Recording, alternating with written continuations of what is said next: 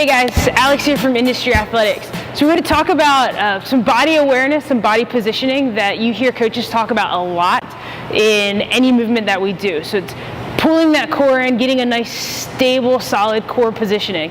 You hear coaches say all the time, they're like, keep that core tight, make that core nice and stable. What does that really even mean? So I'm going to show you a couple of dysfunctions that we see in class, and then I'm going to show you just one movement that's going to help develop that awareness, that body mechanics to get a nice, stable core for any of the Olympic movements that we do, squatting that we do, anything that essentially we do here in CrossFit. So what the dysfunction is that we see in getting that stable position, since we're in our hanging squat clean cycle, I'm going to show you from that movement itself.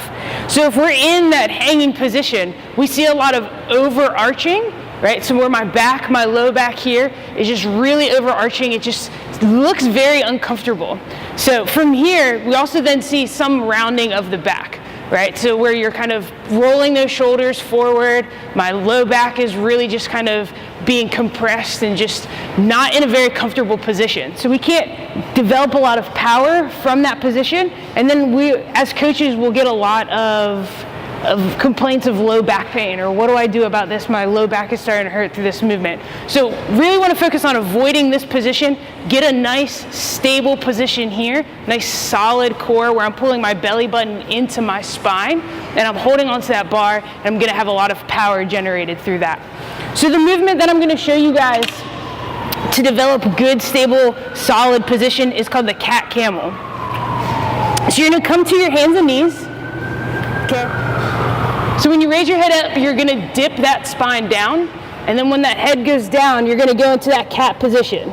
So you see cats at Halloween, like black scary cats, where they're scared all the time. You're going to raise that that upper back, and then you're going to dip that back there too. So really just developing some thoracic spine mobility, really just kind of going through that motion, getting that mobility through that posterior chain. That really helps to develop what that means to have a nice stable core. When we're able to develop that thoracic spine mobility through moving through those two motions, when a coach says, all right, have a nice stable core, naturally your spine is going to be able to stabilize itself and you'll be able to pull and have more power from there.